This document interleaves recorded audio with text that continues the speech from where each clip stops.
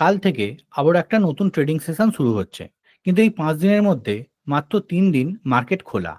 সোমবার এবং শুক্রবার দিন হলিডে থাকার জন্য মার্কেট বন্ধ থাকছে। তো মার্কেটের যদি কথা বলি, ট্রাম্প ট্যারিফের কারণে US market plus global market এবং আমাদের মার্কেট দিনে দিনে আনপ্রিডিক্টেবল হচ্ছে। তো আগের সপ্তাহতেই আমরা একটা হিউজ গ্যাপ ডাউন ওপেন দেখলাম, তারপর থেকেই একটু রিকভারিও দেখেছি। আমরা গ্যাপ ডাউনটা দেখেছিলাম ট্রাম্প ট্যারিফ ইনক্রিজ করার জন্য। তারপর আবার দেখলাম যে ট্রাম্প যে ট্যারিফ সেটা পজ করেছে, যার জন্য আমরা একটা হিউজ রিকভারিও দেখলাম।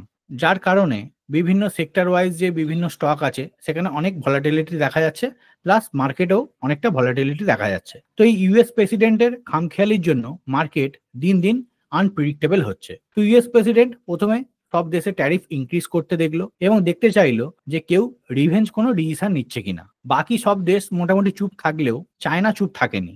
চায়না ইউএস এর ওপরও পাল্টা ট্যারিফ ইনক্রিজ করেছে, যার কারণে ট্রাম্প সব দেশের ইনক্রিজ যে ট্যারিফ সেটা পজ করলেও চায়নার ওপর থেকে যে ট্যারিফ সেটা রিমুভ করেনি এবং ট্যারিফ পার্সেন্টেজ আরো ইনক্রিজ করেছে, যেটা চায়নার ইকোনমির জন্য ভালো নয়। তো ইউএস প্রেসিডেন্ট এমন হুমকিও দিয়ে রেখেছে যে যেসব চায়না কোম্পানি ইউএস মার্কেটে ট্রেডিং হয় সেগুলোকে ডিলিস্ট করে দেবে। মানে আমরা এখন টু টাইটেন্সের মধ্যে একটা ট্রেড ওয়ার দেখছি, ইউএস আর চায়নার মধ্যে। তো যখন টু টাইটেন্সের মধ্যে যুদ্ধ হয় তখন আমাদের মতো যে ছোট প্লেয়ার আছে তাদের ওয়েট অ্যান্ড ওয়াচ করাই উচিত, যতক্ষণ না এই জিনিসটার কোনো ক্লিয়ারিটি আসছে। তো গতকাল ইউএস চায়নার কিছু প্রোডাক্টের ওপর বর্ধিত ট্যারিফ পজ করেছে। তো আগের ভিডিওতেই বলেছিলাম যে চায়না সব থেকে বেশি ইলেকট্রিক্যাল প্রোডাক্ট ইউএসএ তে এক্সপোর্ট করে, ঠিক আছে। তো এই ইউএস ট্যারিফ বাড়ানোর ফলে চায়নার যেসব ইলেকট্রিক্যাল আইটেম আছে সেগুলোর দাম অনেকটা বেড়ে যাবে এবং সেখানে বেনিফিটেড হবে ইন্ডিয়ান কোম্পানিগুলো। কিন্তু গতকাল ইউএস অ্যাডমিনিস্ট্রেশন চায়নার থেকে ইম্পোর্ট করা smartphone, computer, semiconductor, solar cell এবং মেমোরি চিপ এই ধরনের ইলেকট্রিক্যাল প্রোডাক্ট থেকে তাদের বর্ধিত ট্যারিফ রিমুভ করেছে, কারণ এটা না করলে ইউএসএ তে এইসব গ্যাজেটের দাম আকাশ ছুঁতো। তো এটা অবশ্যই পজিটিভ পয়েন্ট ইউএস প্লাস চায়নার জন্য, কিন্তু এতে নেগেটিভ ইম্প্যাক্ট পড়বে ইন্ডিয়ান কোম্পানিগুলোতে, লাইক যারা সেমিকন্ডাক্টর চিপ ম্যানুফ্যাকচারিং করে বা TV, smart TV plus smartphone যেসব ম্যানুফ্যাকচারিং করা কোম্পানিগুলো মানে ডিকসন, বেদান্তা, এইসব কোম্পানিতে একটা নেগেটিভ ইম্প্যাক্ট পড়বে। তাই এই সময়টা আমাদের উচিত এই নিউজ বেসড ট্রেডিং না করা যতক্ষণ না এই ট্যারিফ ওয়ার শেষ হচ্ছে বা যতক্ষণ না এর মধ্যে কোনো স্টেবিলিটি আসছে। এই সময়টা জাস্ট ওয়েট অ্যান্ড ওয়াচ করাই উচিত আমার মতে, কারণ এতটা ভলাটিলিটি মেবি আমরা ম্যানেজ করতে পারবো না, যার জন্য আমি বলছি শুধুমাত্র ওয়েট অ্যান্ড ওয়াচ করার জন্য। তো নিফটি যদি ডেইলি চার্টটা দেখি খুবই ক্রুশাল লেভেলে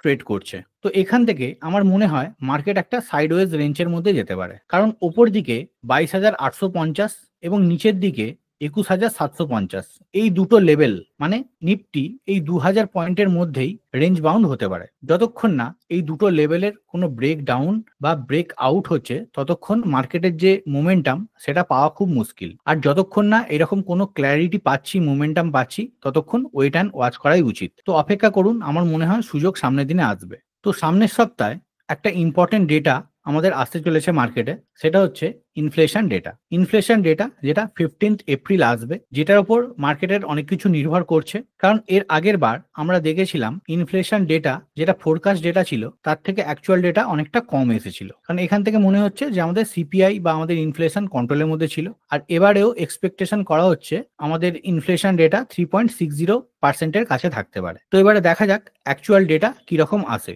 মোস্ট প্রবাবলি এটা কমই আসবে, কারণ এই সময়ের মধ্যে আমরা ক্রুড অয়েলের দাম দেখেছি বাড়েনি এবং বরঞ্চ কমেওছে। তো এই অ্যাকচুয়াল ডেটা যদি ফোরকাস্ট ডেটা থেকে কম আসে তাহলে আমরা একটা রেট কাট দেখতে চলেছি 25 বেসিস পয়েন্টের। তো অন্যান্য দেশে অনেকগুলো রেট কাট হলেও আমরা মাত্র দুবারে 50 বেসিস পয়েন্ট রেট কাট করেছি। তাই হাই চান্স আছে সিপিআই ডেটা যদি ঠিকঠাক আসে তাহলে একটা রেট কাট হবে, যেটা আমাদের মার্কেটের জন্য পজিটিভ হবে লং টার্মে। তো এছাড়া অলরেডি কোম্পানিগুলো Q4 এর রেজাল্ট পাবলিশ করা স্টার্ট করে দিয়েছে। তো মার্কেটের বড় বড় যেসব কোম্পানিগুলো আছে সেগুলোর রেজাল্ট আমাদের ট্র্যাক করতে হবে। যদি সেই সব কোম্পানিতে আর্নিংস ভালো আসা শুরু করে তাহলে সেটাও ওভারঅল আমাদের মার্কেটের জন্য ভালো হবে। তাই পারলে ক্লোজলি মনিটর করুন এইসব কোম্পানির ডেটার ওপরে, আর ইকোনমিক যে ডেটাগুলো আসছে সেগুলো কতটা ভালো আসছে সেটার উপরে, এবং ইউএস চায়নার যে ট্যারিফ সেটা নিয়ে কি সিদ্ধান্ত নিচ্ছে সেটার ওপরেও ভিত্তি করে আমাদের যে গ্লোবাল মার্কেট আছে, গ্লোবাল ইকোনমি আছে, সেগুলো সুইং করবে। তাই টু টাইটান্স কি করছে সেটা দেখে আমাদের যে কোনো সিদ্ধান্ত নেওয়া উচিত। তো ভিডিও শেষে একটা কথা বলি, স্টক ট্রেডিং এর ওপর জানেন আমরা একটা ব্যাচ স্টার্ট করেছিলাম জানুয়ারি মাসে, যেটা এই মাসে শেষ হচ্ছে। তো আমরা সেকেন্ড ব্যাচ স্টার্ট করছি মে মাসের একদম প্রথম সপ্তাহ থেকে। তো কেউ যদি ইন্টারেস্টেড থাকেন বা শিখতে চান, স্ক্রিনে দেওয়া নাম্বারে হোয়াটসঅ্যাপ করতে পারেন। অ্যাডমিশন শুরু হয়ে গেছে। তো আজকের মতো এখানেই আমার ছোট্ট ভিডিওটা এন্ড আপ করলাম। যদি এই ইনফরমেশন আপনাদের ভালো লেগে থাকে তাহলে অবশ্যই লাইক এন্ড শেয়ার করবেন। আজকের মতো বাই বাই, ভালো থাকবেন, সুস্থ থাকবেন।